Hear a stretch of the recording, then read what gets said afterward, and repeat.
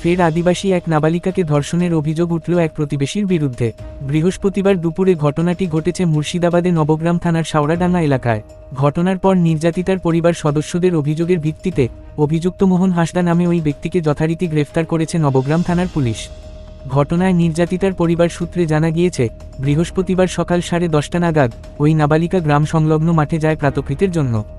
সেই সময় তাকে জোর করে নির্জন জায়গায় নিয়ে গিয়ে ধর্ষণ করে বছর 60-এর মোহন হাঁসদা নামে ওই ব্যক্তি। পরে নির্যাতিতার চিৎকারে হাজির হয় গ্রামবাসী। গুরুতর অসুস্থ অবস্থায় ওই নাবালিকাকে নিয়ে যাওয়া হয় নবগ্রাম ব্লক প্রাথমিক স্বাস্থ্য কেন্দ্রে। অন্যদিকে বিষয়টি জানতে পেরে অভিযুক্ত ব্যক্তির বিরুদ্ধে থানায় লিখিত অভিযোগ দায়ের করে নাবালিকার পরিবার সদস্যরা। পাশাপাশি থানায় অভিযোগের ভিত্তিতে অভিযুক্ত ব্যক্তিকে ইতিমধ্যেই গ্রেফতার করেছে নবগ্রাম থানার পুলিশ। সম্পূর্ণ ঘটনাকে ঘিরে বৃহস্পতিবার রীতিমতো চাঞ্চল্য ছড়িয়ে পড়ে নবগ্রাম থানার শাওরাডাঙ্গা এলাকায়।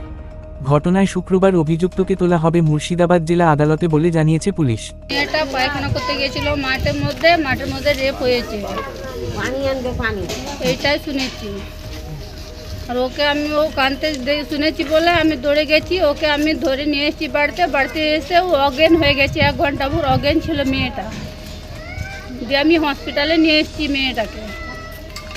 ও চীনা লোক, নাম জানি না, অত আমাদের গ্রামেরই বাসিন্দা। এরকম কাজ করেছে, রেপ কেসটা করেছে। আমরা কেস চাইছি।